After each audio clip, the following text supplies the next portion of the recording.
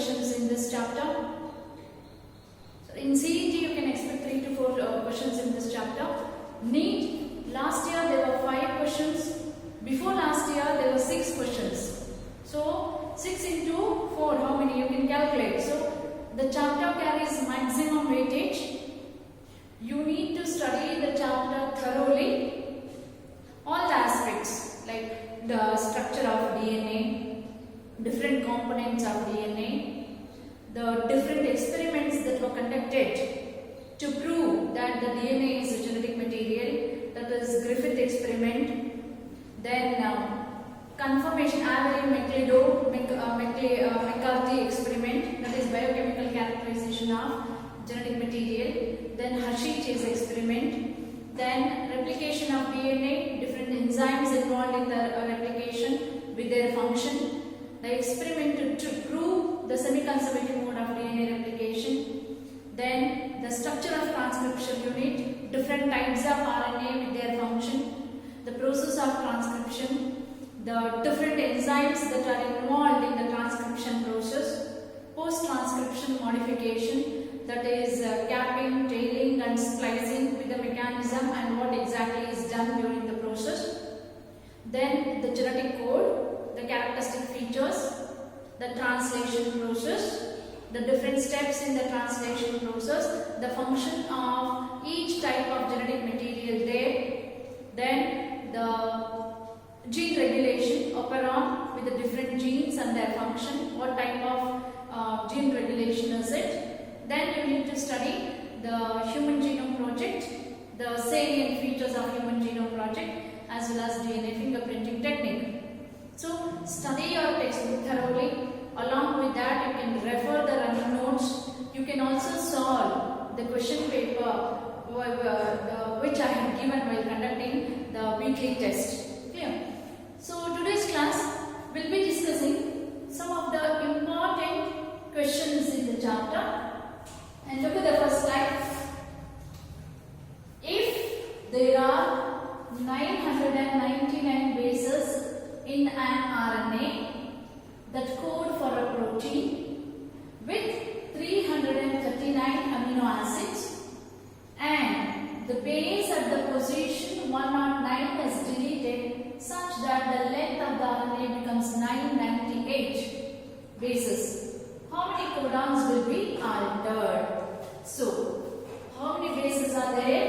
That is 999 bases are there on mRNA. The question is with respect to the characteristic features of genetic code, right? Salient features of genetic code, right? Let us try and understand what is a codon. See, codon or a genetic code. Codon is a sequence of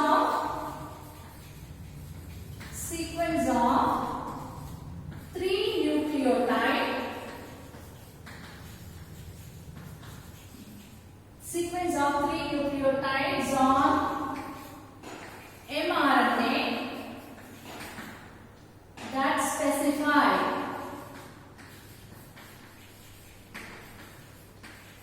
an amino acid. A codon is a sequence of 3 nucleotides. In any combination it could be. And what it should specify? It should specify an amino acid. And as you know, there are 64 codons. Out of 64, 61 codes for amino acids and remaining 3 are considered as a stop codon.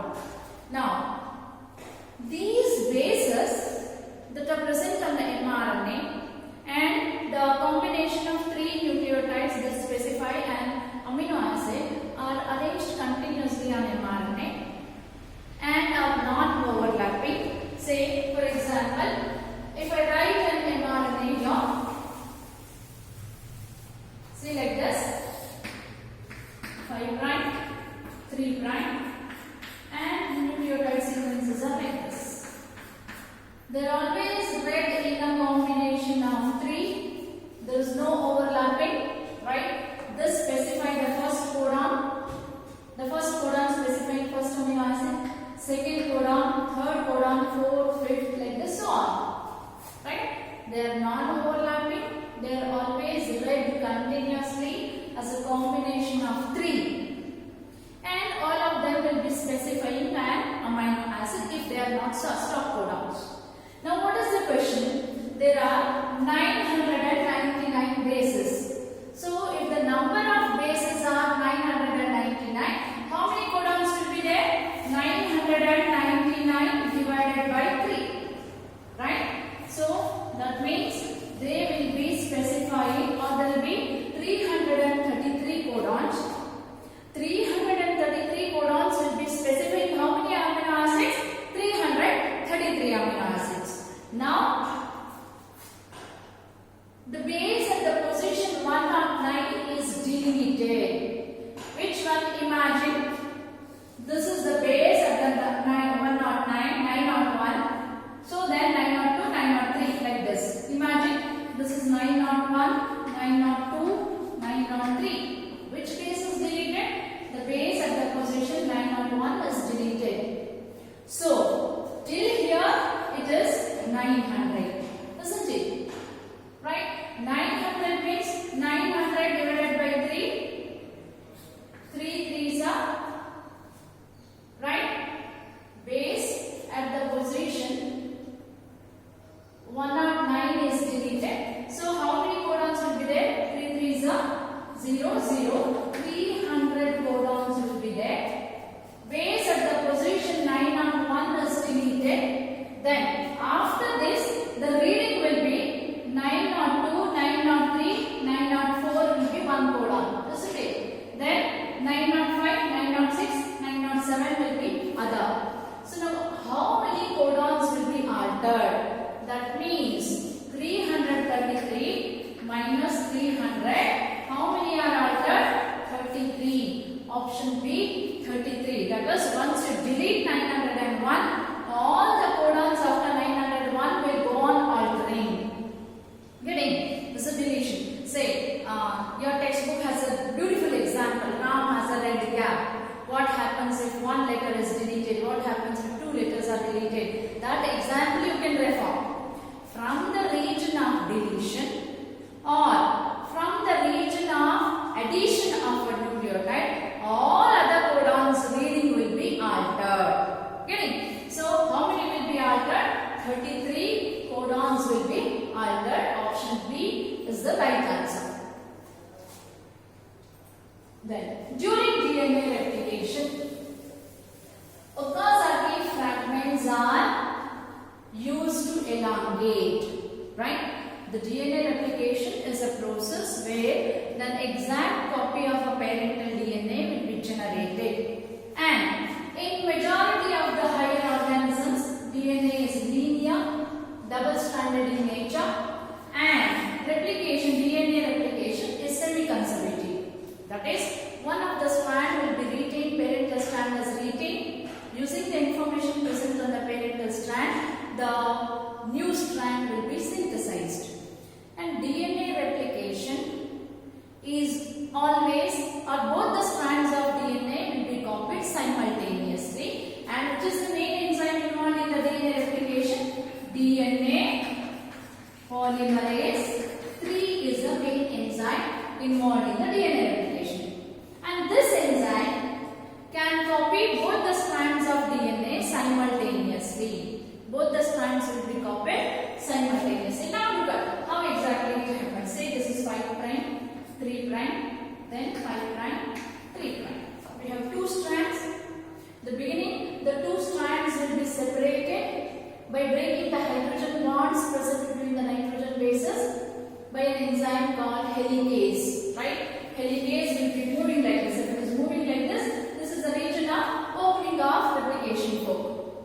Due to the activity of helicase enzyme, a Y-shaped structure will be formed on the DNA, which is called replication fork, which will expose us both the strands of DNA. Then you will have single strand binding proteins binding there, topoisomerase enzyme also removing the supercoils and all. You can study that, right? And the main enzyme, that is DNA polymerase 3 enzyme, can synthesize DNA in only one direction, that is 5' to 3' direction. The DNA polymerase, that is a limitation of polymerase enzyme. It can synthesize, though it synthesizes both the strands simultaneously, it can synthesize new strand of DNA only in one direction, that is 5' to 3' direction.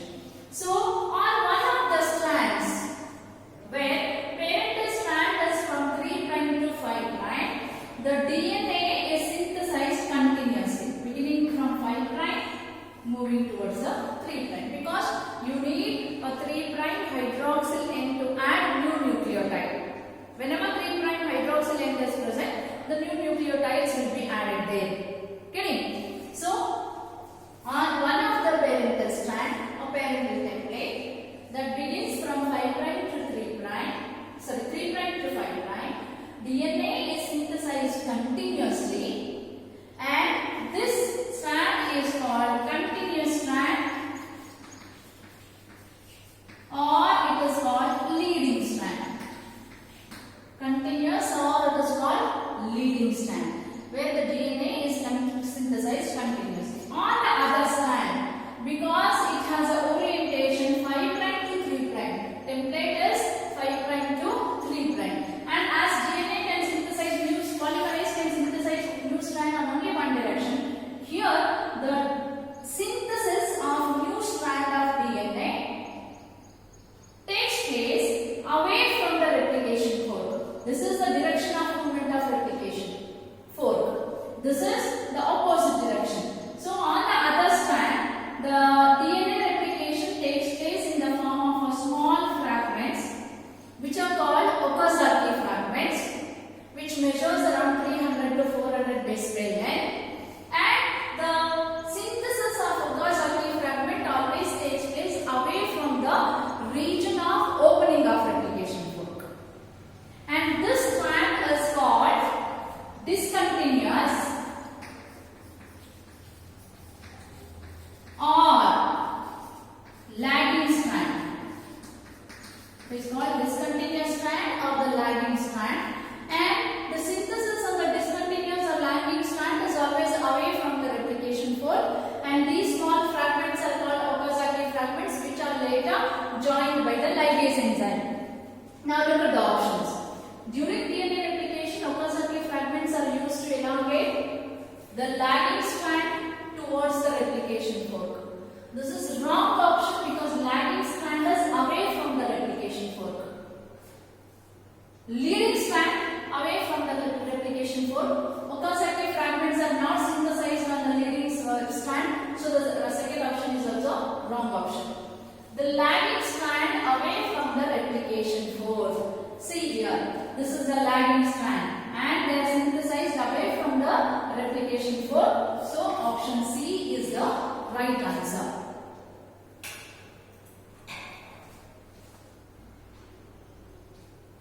Which of the following RNAs are should be most abundant in animal cells?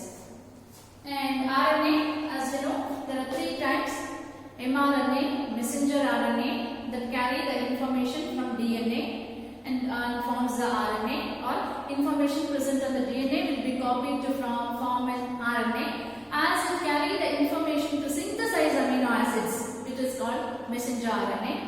Transfer RNA or tRNA. Transfer RNA or tRNA is involved in the protein synthesis, and it binds to the amino acid on one hand, and on the other hand it will be reading the information present on the mRNA. So the main function of tRNA is to bring the amino acid to the site of protein synthesis. The third type is rRNA, ribosomal RNA. Ribosomal RNA are the site of protein synthesis, right? Hence they are called protein factories of the cell.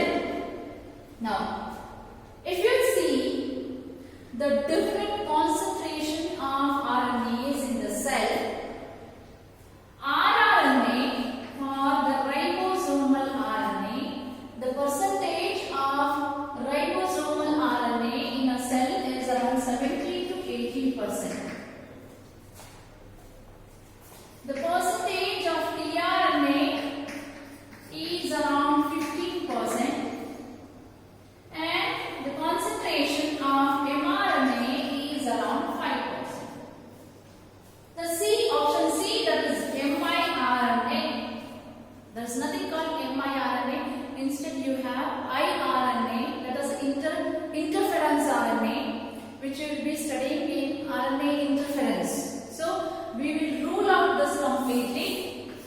This is not the option.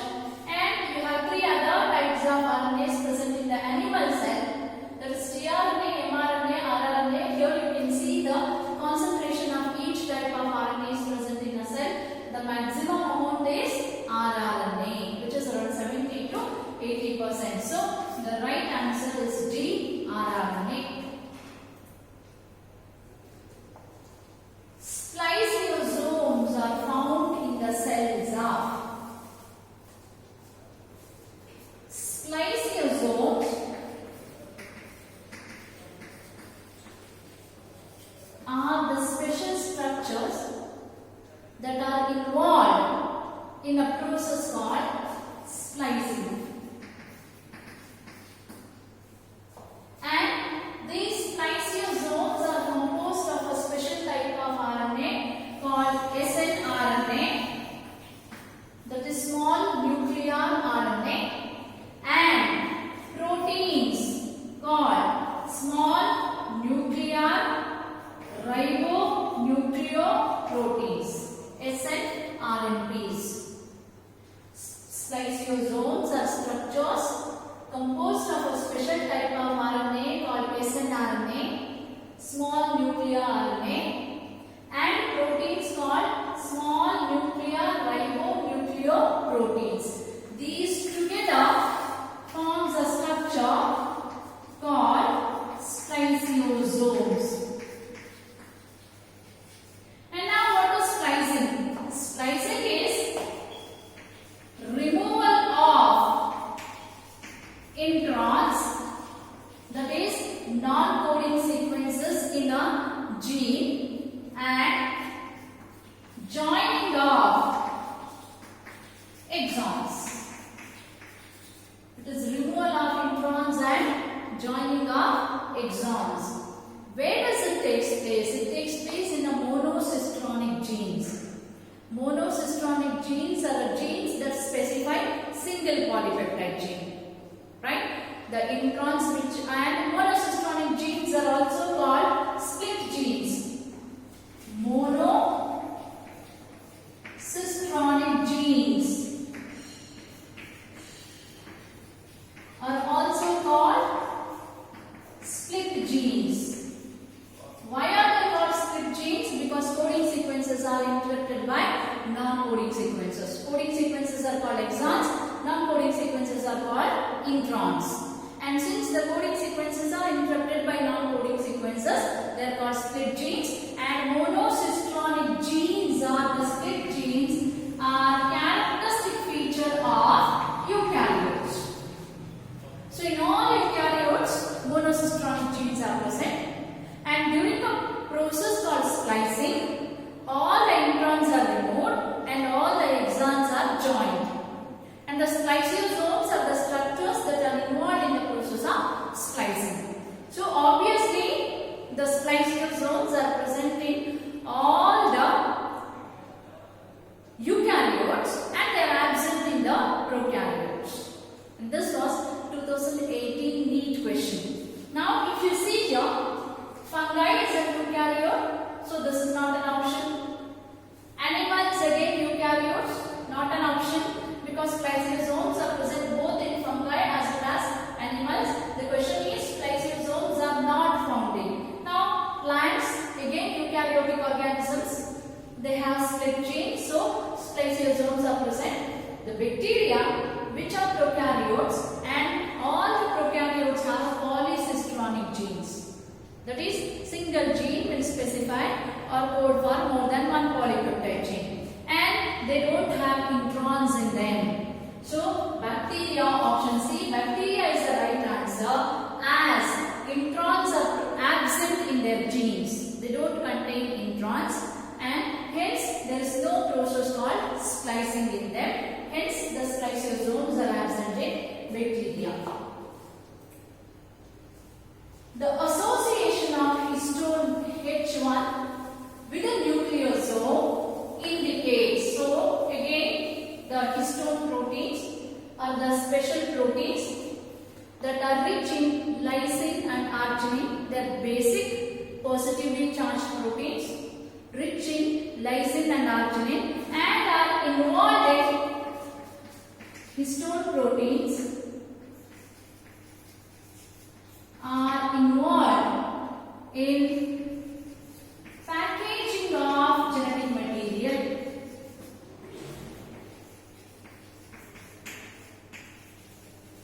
Packaging of genetic material in case of eukaryotes. They are involved in the packaging of genetic material in eukaryotes. So in case of eukaryotes, the genetic material, which is very lengthy, will be packed in the form of chromatin or chromatin network with the help of a special proteins called histone proteins, which are rich in lysine and arginine, right? And histone proteins are always basic and positively charged. Histone proteins being positively charged and DNA being negatively charged, the DNA wraps around the histone molecules during the packaging process. And there are 5 different types of histone proteins that are involved in the packaging: H1, H2A, H2B, H3 and H4. And the 2 molecules of each H2A, H2B, H3 and H4 come together and form an histone octamer. 2 molecules of each, that is 2 molecules of each H2A, H2B, H3, H4 come together, form a spherical structure which is called histone octamer. DNA being negatively charged wraps around this histone octamer and the structure is called nucleosome. Around 200 base pair length of DNA wraps around one histone octamer. Once that is over, the next histone will come, again it wraps around it like this.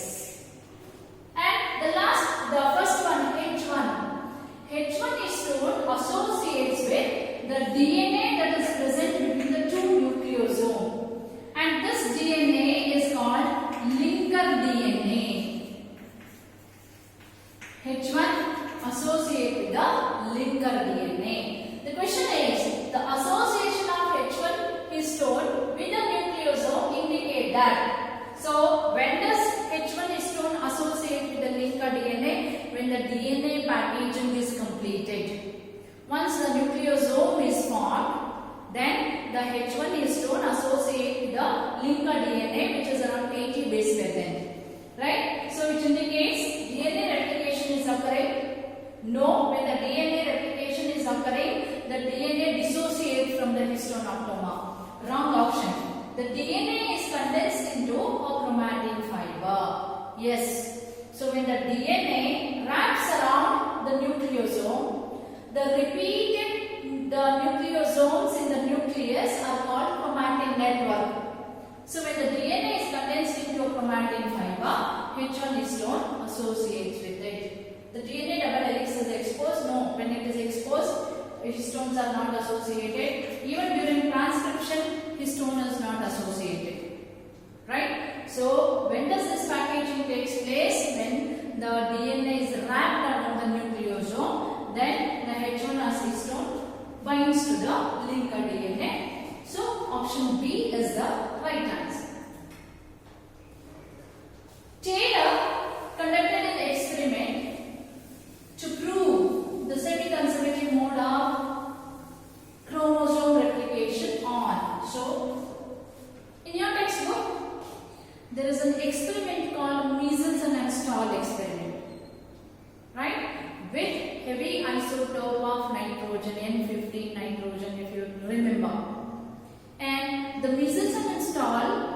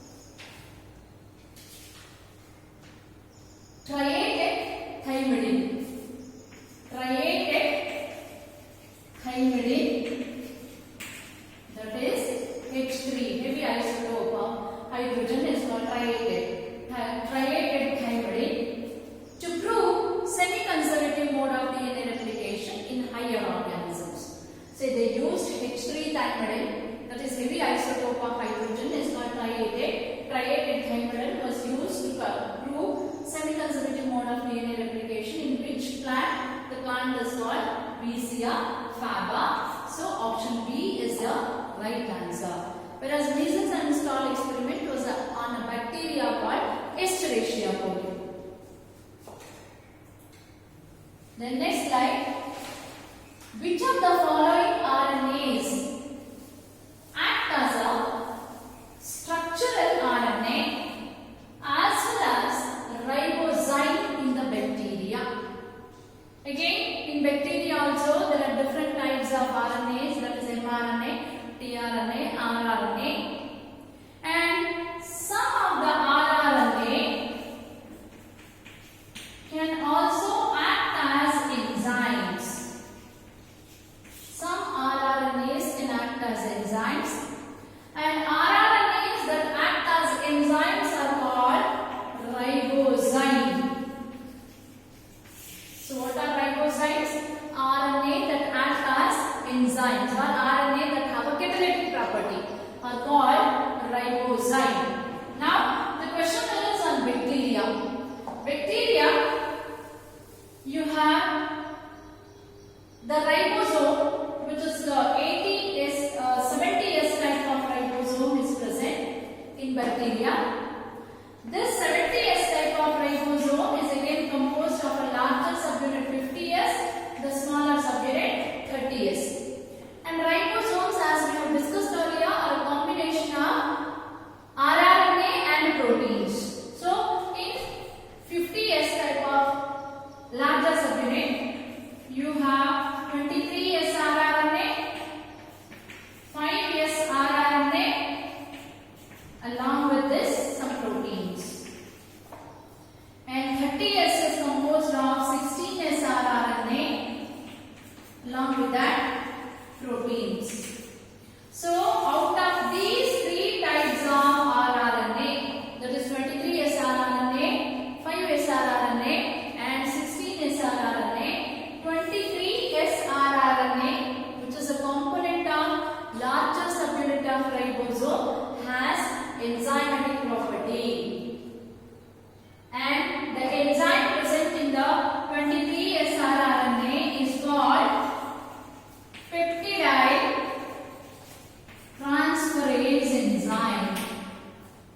The enzyme is called peptide transferase enzyme. Whereas this peptide transferase is present in 23S rRNA of larger subunit of ribosome. What is the function of peptide transferase enzyme? Peptide transferase enzyme is activated during the translation process, that is protein synthesis, wherein it creates peptide linkage between two adjacent amino acids. It creates peptide link between adjacent amino acids. So now look at the options. You have option C, that is 23S rRNA is the right answer. These two, again wrong answers, because these are not present in prokaryotes. They are part of eukaryotic RNA or eukaryotic ribosome. 5S rRNA is present both in prokaryote and eukaryote, but it doesn't have enzyme activity. So option A is also wrong answer.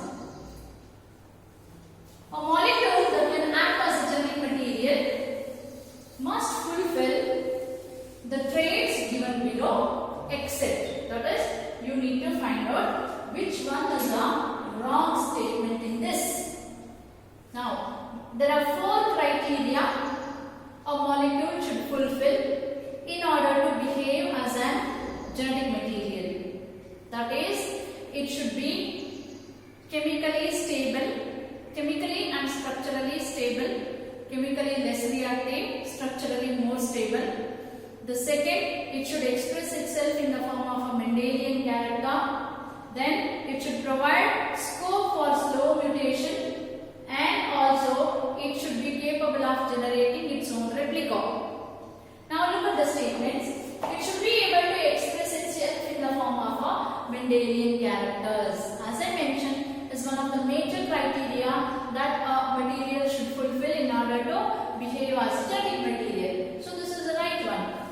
it should be able to generate its own replica. Yes, any molecule, in order to act as a genetic material, it should be capable of creating its own genetic material, and both these characters are suitable for DNA and RNA. Then third one, it should be unstable structurally and chemically. No, as I mentioned, any molecule, in order to behave as a genetic material, it should be chemically less reactive, structurally more stable. Right? So this is where the DNA is superior when compared to RNA. DNA is chemically less reactive, structurally more stable. The two reasons: it is double-stranded structure. Then the presence of thymine instead of uracil in the DNA makes it a more superior or more suitable for genetic material than RNA, and that's the reason majority of the organisms have DNA as genetic material, not RNA. Whereas RNA, because of an extra hydroxyl group at the second carbon atom, it is chemically more reactive, and since it is single-stranded, it is structurally less stable. So the third option C is not a character that a genetic that a material should possess in order to behave as a genetic material. So option C, it should be chemically unstable and structurally it should be unstable structurally and chemically is the wrong answer. The next slide. DNA dependent RNA polymerase catalyzes the transcription on one strand of DNA, which is called SAFE. The transcription is a process where information present on one of the strand of DNA is copied into mRNA. During transcription,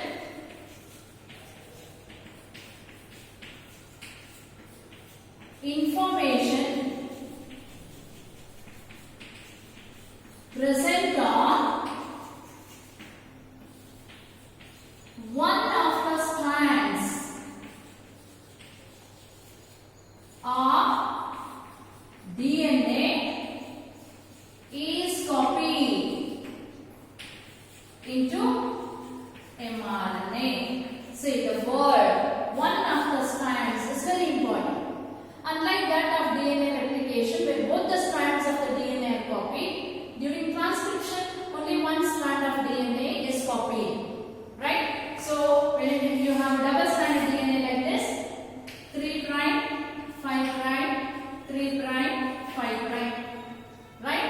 And when the two strands are considered, information present on only one of the strand is copied, the other one is not copied.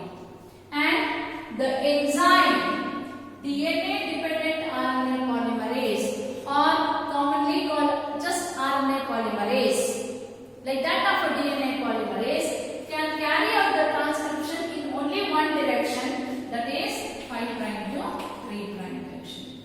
RNA polymerase enzyme can also catalyze the direction synthesis of RNA in only one direction, that is 5 prime to 3 prime. That is one strand that has polarity 3 prime to 5 prime. The information present on this strand is copied, not on the other strand. And this strand is called template strand, or it is also called non-coding strand or antisense strand. Whereas the other strand where the information is not copied is called coding strand, or it is called sense strand.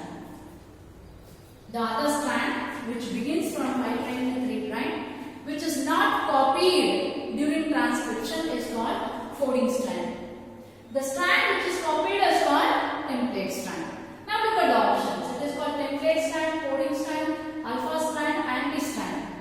Say there are no words called alpha strand and anti-strand. It should be antisense strand. The confusion is between template and coding strand. And as I have mentioned, the strand that is not copied during the transcription is called coding strand. So this is also wrong option. The right answer is template strand. The template strand is a strand of DNA which is copied during the transcription process by DNA-dependent RNA polymerase enzyme. Which one of the following is the starter codon? Again, the question is about the genetic code. You have 4 codons here: UAA, UAG, AUG, UGA. Right? The question is, which of the following is a starter codon? UAA, which is also called as OCR, is a stop codon. UAG,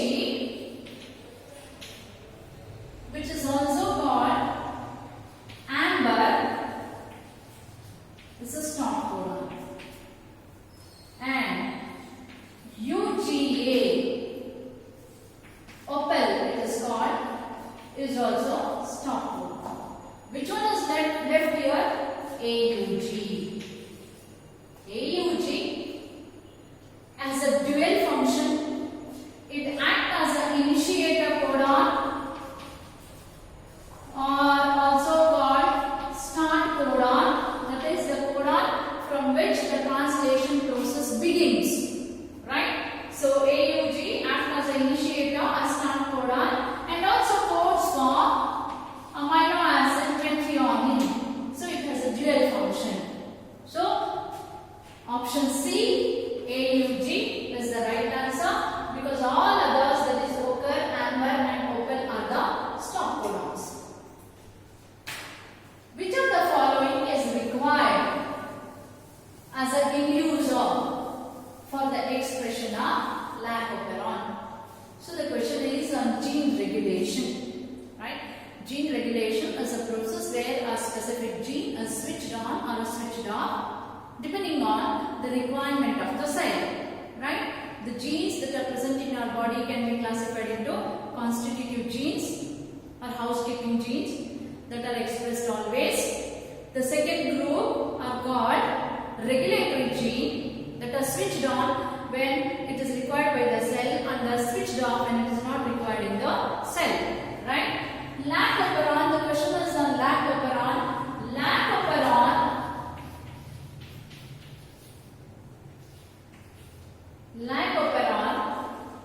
is an example of negative inducible operon. It is an example of negative inducible operon. What does this mean, negative inducible operon? Say, negative inducible operon operates in a catabolic pathway. That is, when something has to be broken down, it operates in a catabolic pathway. The genes for the pathway are in switched off condition. They are usually in switched off condition, and the repressor, or what you call regulatory protein, is synthesized in active form. Repressor will be synthesized in the active form. Active form of repressor goes and binds to the operator. Since operator is blocked, RNA polymerase cannot bind to the promoter. So no transcription, no translation.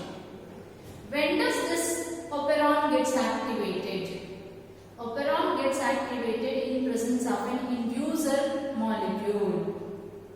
And which is an inducer? Usually the substance that undergo catabolism is an inducer.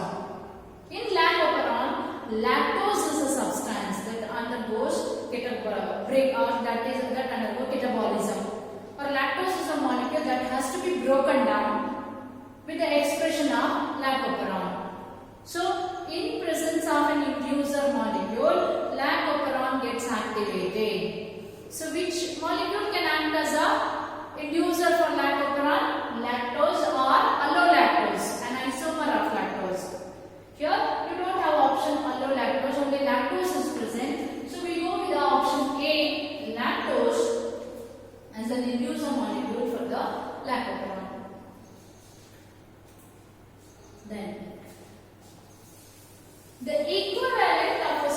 structural gene is.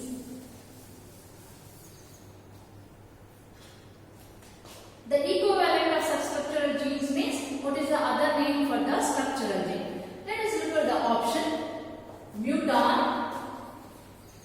Muton is a segment of DNA which undergo mutation. Segment of DNA which undergo mutation. What is the structural gene? The structural gene should specify some information. That is, it should code for a polypeptide chain, or it should code for an enzyme, it should code for a protein.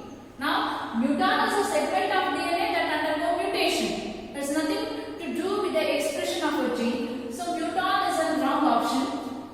Operon is a group of genes that are involved in a gene regulation. So, operon is also wrong option. Recon, segment of DNA that undergo recombination. Segment of DNA that undergo recombination. So, wrong answer. Cistron. Cistron is a segment of DNA that codes for a polypeptide chain. In other words, it is called as structural genes. Say LAC-Z, LAC-Y, LAC-A are all structural genes. They will be coding for beta-galactosidase, permease and transacetylase enzyme like this. Right? Cistron is the other name for the structural gene. A cistron can be monocistronic, or it can be, a gene can be monocistronic, or it can be polycistronic. Monocistronic genes present in all eukaryotes. They are also called split genes. They have the non-coding sequences interrupting the coding sequences. Polycistronic present in all prokaryotes. The genes specify more than one polypeptide chain, right? So the right answer is cistron, which is an equivalent for structural gene.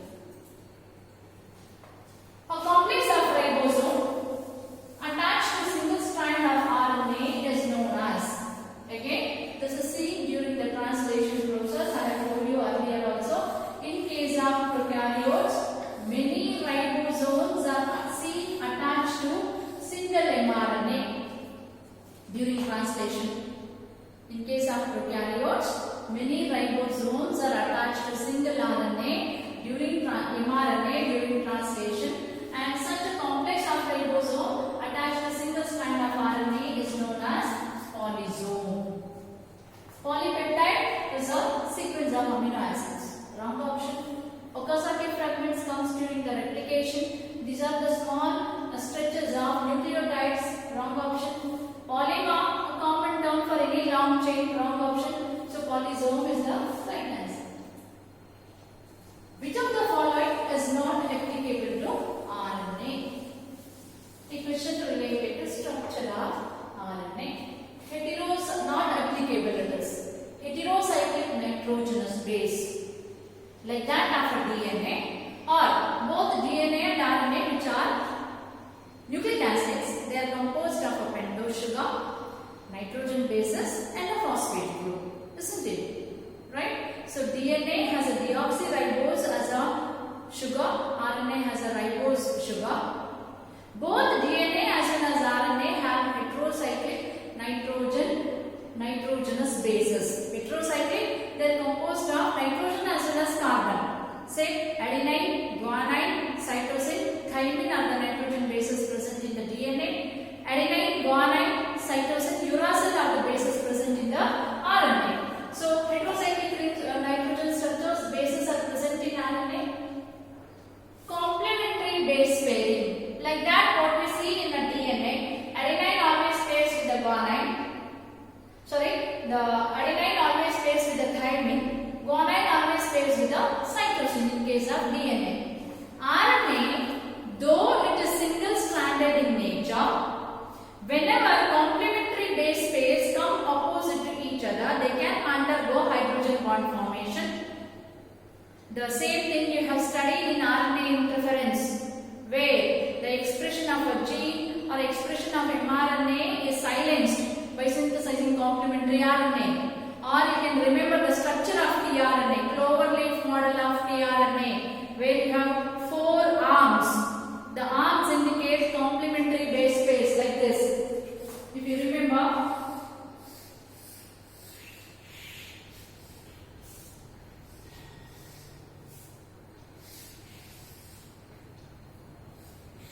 These arms indicate the complementary base pairs where the double strand formation has taken place. So, whenever complementary base pairs come opposite to each other, RNA can also undergo hydrogen bond forming. So, wrong option. 5' phosphoryl and 3' hydroxyl end. This is also true for both RNA as well as DNA. What is not applicable for RNA? What is Chargaff rule? Erwin Chargaff proposed a rule called Chargaff base equivalence rule. He proposed a rule called Chargaff's base equivalence rule, according to which in a double-stranded DNA, the amount of adenine is always equal to thymine, amount of guanine is also always equal to cytosine, or amount of purines is always equal to amount of pyrimidines. That means A plus G, which are purines, are always equals to T plus C, or the ratio of A plus G divided by T plus C is always equals to 1. According to what? According to Chargaff rule. Chargaff rule is applicable only to double-stranded structures and it is not applicable to single-stranded structures. RNA, basically it is a single-stranded structure. Chargaff rule is not applicable to RNA. Bulbily rings are side off. Now, this is not there in your syllabus, but this is something that you need to know. Bulbily rings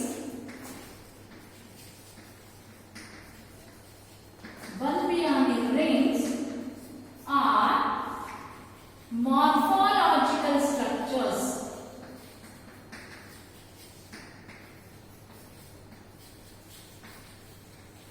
Morphological structures present in polytene chromosomes.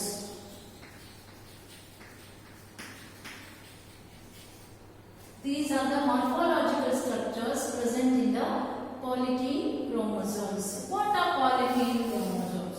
The polytene chromosomes are also called giant chromosomes. They are also called giant chromosomes, and these are the large chromosomes with hundreds of DNA molecules in them. Polytene or the giant chromosomes are the large chromosomes with hundreds of DNA molecules in them and commonly found in the salivary glands. Salivary glands of certain insect larvae. Polytene chromosomes are the very large chromosomes with hundreds of DNA in them and are commonly present in the salivary glands of the insect larvae. Many insects larvae have polytene chromosomes. In the polytene chromosomes are morphological structures, peculiar structures called Bulbily rings are present, and Bulbily rings were for the first time identified by a scientist called Bulbily, hence the name. And Bulbily rings indicate the region of DNA undergoing transcription. Bulbily rings indicate region of DNA undergoing transcription. Now look at the option. Polysaccharide synthesis, wrong option. RNA and protein synthesis. Transcription is nothing but synthesis of RNA. Protein synthesis and transcription will be followed by protein synthesis. Right answer. Lipid again wrong. Nucleotide synthesis, wrong option.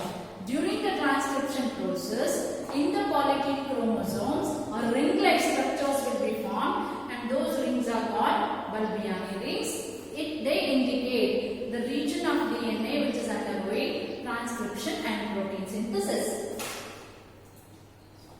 Identify the correct order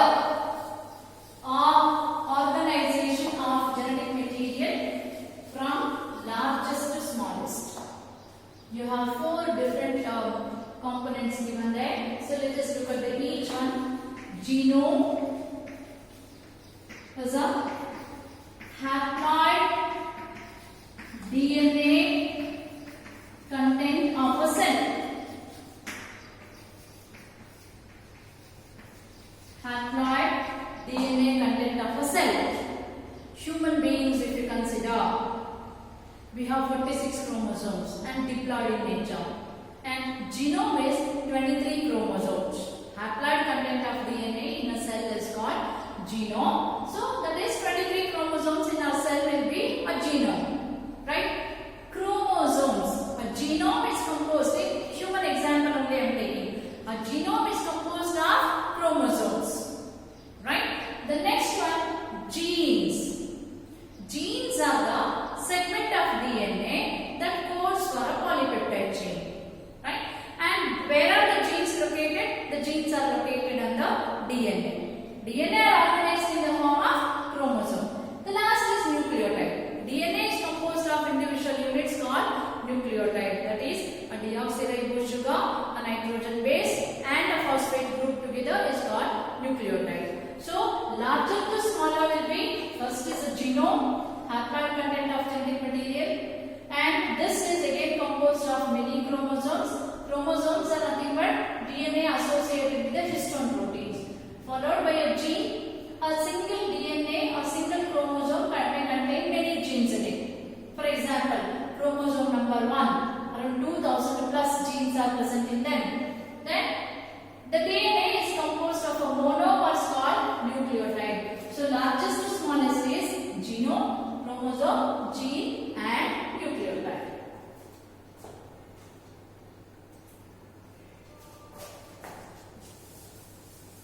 Satellite DNA is important because, right? And this is related with the DNA fingerprinting. You need to study DNA fingerprinting thoroughly. And in the DNA, when studying the DNA fingerprinting, you read something called repetitive sequences. The DNA fingerprinting is based on a principle called repetitive sequences you have studied. What are repetitive sequences? These are the segment of DNA where a specific nucleotide or a specific base pair combination is repeated many a times. And usually these do not code for anything. They do not code for any protein. When we carry out a density gradient centrifugation, the bulk DNA gives a major peak. The repetitive sequences give a minor peak. And this region of DNA where the repetitive sequences are present are called satellite DNA. Why satellite DNA are important? They are unique to every individual. The number of times that the nucleotide base pairs repeat, or the number of times base pair repeats, or length of these repetitive sequences, the number of repetitive sequences vary from one individual to another individual, and they are unique to every individual, and they are not identical between any two individuals except for identical twins. Right? Question is on that. Does not code for first option, does not code for protein, and the same in all members of the population. The first half is right. Yes, they do not code for any protein, but they are not same in all individuals of the population. They vary from one individual to another individual. They are same only for identical twins. So wrong option. Code for enzyme needed for DNA replication. As I mentioned, they do not code for any enzymes or proteins. Wrong option. Code for proteins needed in cell cycle. Again wrong option. They do not code for anything. Shows high degree polymorphism. Polymorphism is variation at genetic level. They are highly hypervariable, we call them as. The satellite DNA is called hypervariable. Hypervariable means they vary from one individual to another individual at genetic level. They show high degree of polymorphism in population and also same degree of polymorphism in an individual. Yes, they are unique to the individual, which is heritable from parent to the children. Yes, all the children inherit 50% of repetitive sequence from the father, 50% from the mother. And a specific group of satellite DNA called VNTR, variable number of tandem repeats, are used in the DNA fingerprinting. So, option D is the right answer. Which one of the following is wrongly matched? Now, transcription, writing the information from DNA to tRNA. Transcription is a common term for the synthesis of all the types of RNA, especially for mRNA. It is not only tRNA. So, it is a wrongly matched. We will see other options also before finalizing. Translation.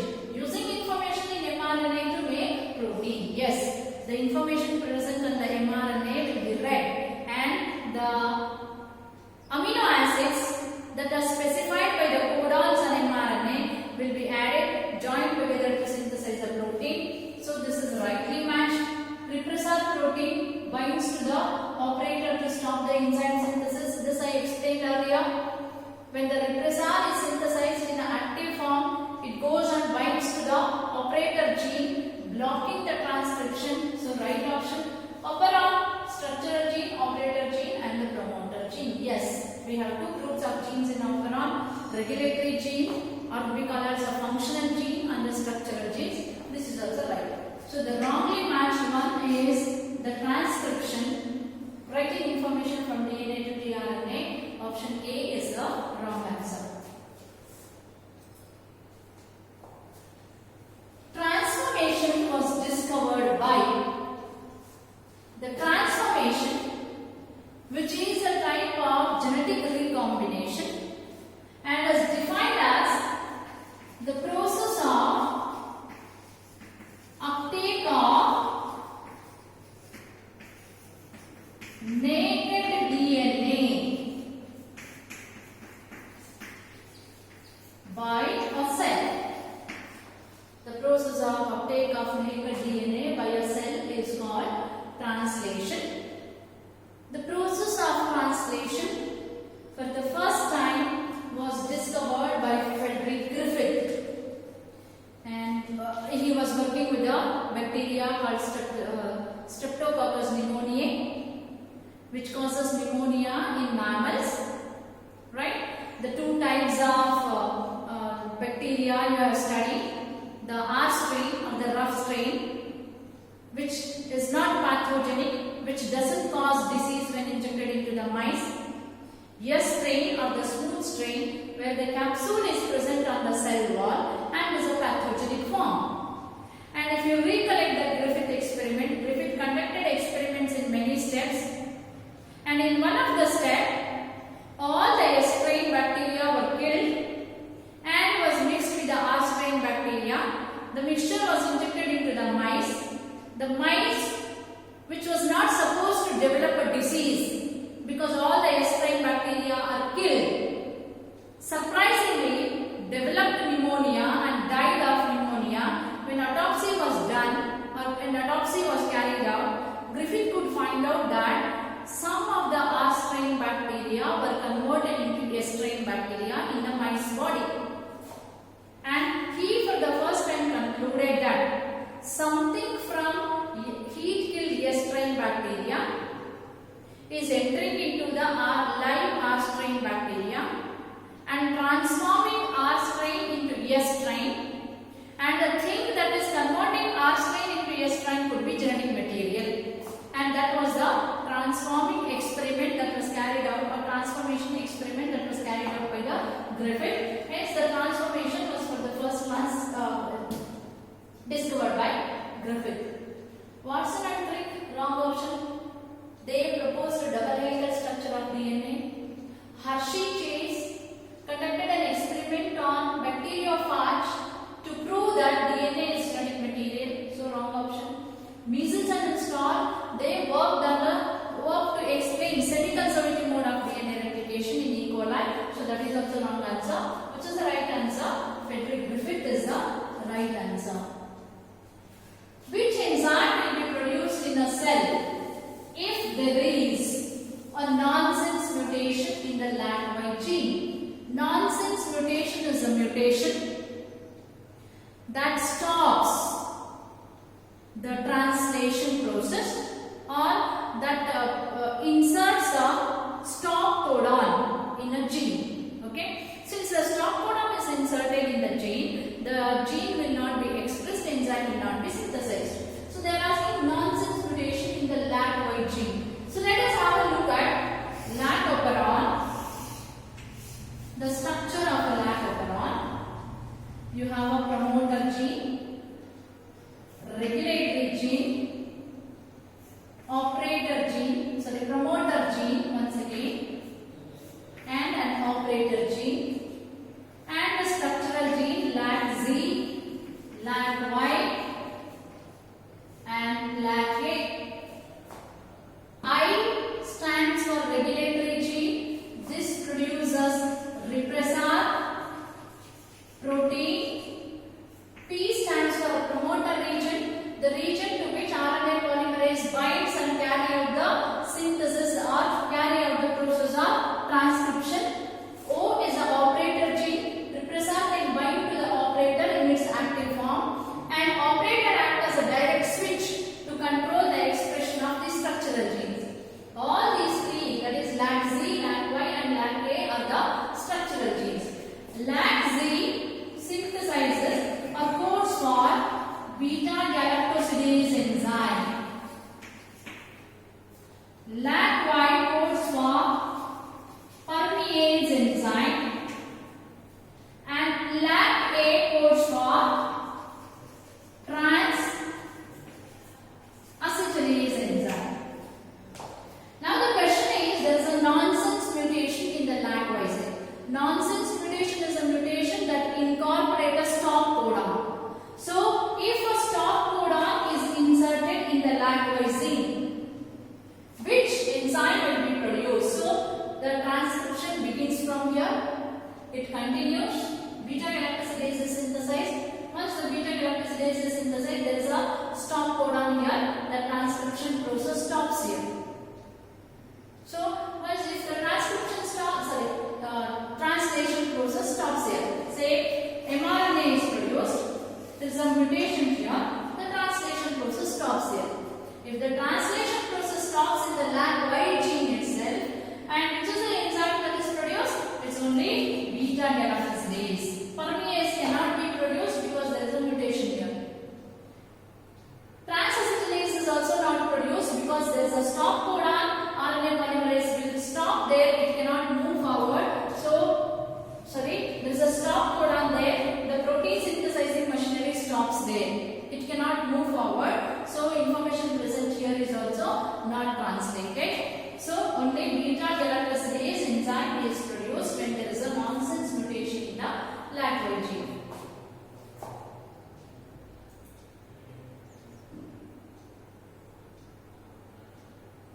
Which of the following is not a property of genetic code?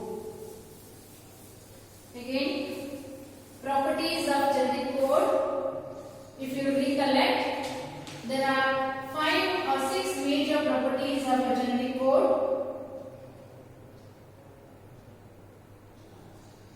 The first one is they are non-overlapping. Yes, the genetic code is always non-overlapping. They are read continuously on the mRNA as a sequence of 3 nucleotides. A nitrogen base, which is a component of one codon, will never be a component of another codon. Say for example, if it is like this: AUG, CGC, CCA, like this. They are always read as AUG, CGC, CCA. Not like AUG, GCG or CCC, not like this. So they are always non-overlapping as a property of a genetic code. They are ambiguous. Ambiguous means confusing. No, this is not a property of a genetic code. The genetic code is unambiguous. There is no confusion. That is, single codon always specify single amino acid only. Say for example, if I consider UUU, it always specifies phenylalanine only, not any other amino acid. Single codon always specify ambiguous or unambiguous or specific, we say. Single codon always specify single amino acid only. There are exceptions. Say for example GUG. GUG, when it comes in the beginning of the mRNA, it specified methionine. Somewhere in the middle, it specified valine. Except that, and all other codons, the 61 combinations that you have, they always specify single amino acid, not more than one amino acid. So wrong. Degeneracy is again right. Single amino acid will be specified by more than one codon. Say for example, CCA, CCG, CCU, CCC. All these will specify single amino acid. This is proline, degeneracy. A single amino acid is specified by more than one codon. Of course, they are universal. The genetic codes are universal in nature. That is, codon will specify same amino acid in all organisms, from bacteria to human being. So, which is not a property? Ambiguity is not a property. The genetic codon is always unambiguous. It should be. In an inducible operon, the genes are. This I have discussed already. In an inducible operon, the genes are always in a switched off condition, because repressor protein will be synthesized in an active form, so the genes are in a switched off condition, usually expressed unless a signal, usually not expressed unless a signal turns them on. Yes. Option A. Usually expressed unless a signal turns them off. No. Usually they are always switched off condition. A signal, I induce a molecule will switch them off. So switch them on. So option A is the right answer. Removal of introns and joining of exons in a defined order during the transcription is called. This again I have discussed while discussing the spliceosomes. It is a post-transcriptional process. That is a process that takes place after the transcription is completed. Where? In all eukaryotes. Why? Because eukaryotes have a split genes. That is, coding sequences such as exons are interrupted by introns. So removal of those introns and joining of exons is called splicing. Option C is the right answer. Which one of the following is not a part of transcription unit in DNA? Now, transcription unit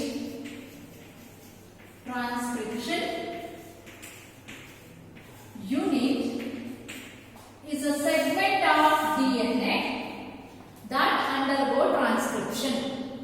Segment of DNA that undergo transcription is called transcription unit, and it is usually expressed in the form of double-stranded DNA. And a transcription unit has three regions in it: a promoter, terminator, and in between structural genes. Promoter, terminator, structural genes. And this strand that has an orientation 3' to 5' is called template strand.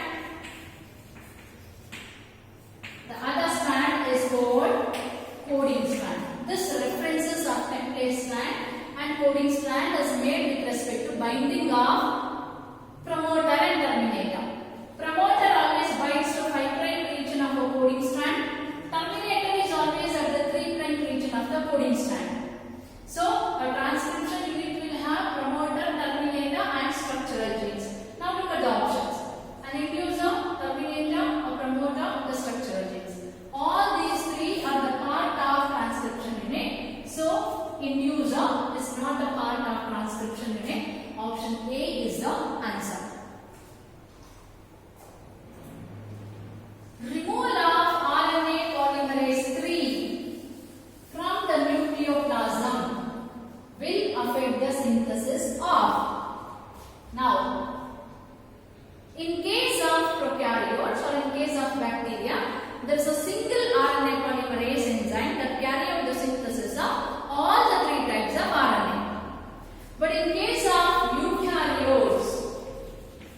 In case of eukaryotes, three different types of RNA polymerases are present. So, the first one, RNA polymerase 1 enzyme is involved in the synthesis of 28S rRNA, 18S rRNA, 5.8S rRNA. Right? And RNA polymerase 2 is involved in the synthesis of hnRNA, heterogeneous nuclear RNA, from which later mRNA will be produced. Right? It's a precursor of mRNA. RNA polymerase 3 is involved in the synthesis of tRNA, 5S rRNA, snRNA. Now look at the option. Removal of RNA polymerase 3. This one, if it is removed, which RNA is not synthesized? Say tRNA. RNA could be answered, but if it is not specified there. So rRNA is wrong option. mRNA, RNA polymerase 2, hnRNA polymerase 2. So which is the right option? tRNA. Option A is the right answer. What are the structures called that give an appearance as beads on string in the chromosome when viewed under electron microscope? Textbook statement. And I have discussed earlier packaging of DNA in eukaryotes using histone proteins. Right? Histones will form an histone automa, a spherical structure on which the DNA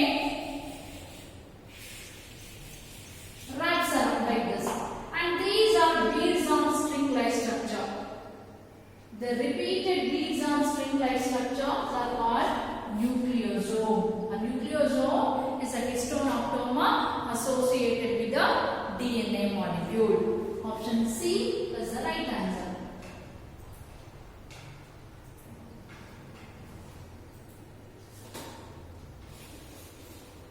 The unequivocal proof of DNA as a genetic material came from the studies of.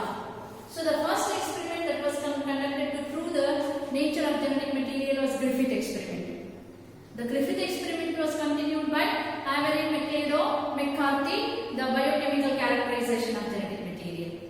Even after biochemical characterization of genetic material, the people had a confusion between protein and the nucleic acid, between the proteins and nucleic acids which act as a genetic material. So unequivocal proof that the DNA is a genetic material came from Hershey and Chase experiment. The two scientists, Hershey and Martha Chase, they conducted an experiment using T4 bacteriophage. Bacteriophages are the bacterial viruses that infect the bacteria. Right? They used a radioisotope of phosphorus P32 and radioisotope of sulfur S35. P32 was incorporated in the genetic material of the virus. S35 protein coat of the viral particle, and they found out where exactly the radioactivity is present. The radioactivity was present in the viruses that were having the radioisotope of phosphate in them.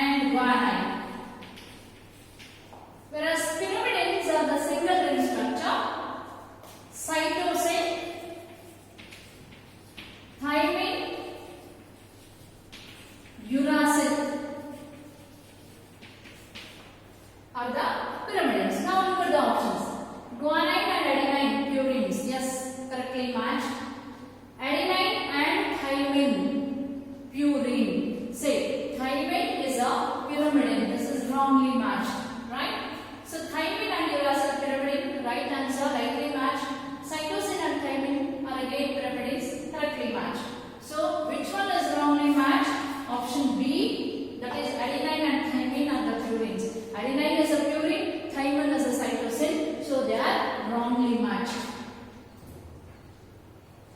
Which one of the one turn of a helix in B form of DNA is approximately the Watson and Crick model of DNA is also called B form of DNA, right? So it is a right-handed DNA like this, right-handed helix, and this is considered as a one turn. The DNA completes one turn, or the pitch of the helix is 3.4 nanometer. It is 3.4 nanometer or 34 angstrom. And in every helical turn, there will be 10 base pairs. So right answer is option D, 3.4 nanometer. One of the most commonly used technique in DNA fingerprinting is identifying an individual at a genetic level, right? And each one of us vary when it comes to the genetic composition, except for identical twins. Because of the recombination process, we all vary. Say, to identify an individual at the genetic level, you cannot go on reading all the 6.6 into 10 to the power 9 base pairs. To simplify the process, instead we go on looking variation in a specific part of a DNA, which are called variable number of tandem repeats, or the VNTR. Variable number of tandem repeats are used in the DNA fingerprinting. These are group of mini satellite DNA that are flanked by conserved restriction site. They vary from one individual to another individual. The number of copies of VNTR vary from one individual to another individual, and also from one chromosome to another chromosome. And they are same in all the cells of your body. So we most commonly use VNTRs in the DNA fingerprinting technique. How many genes are found in a human genome? Say again, a memory-based question.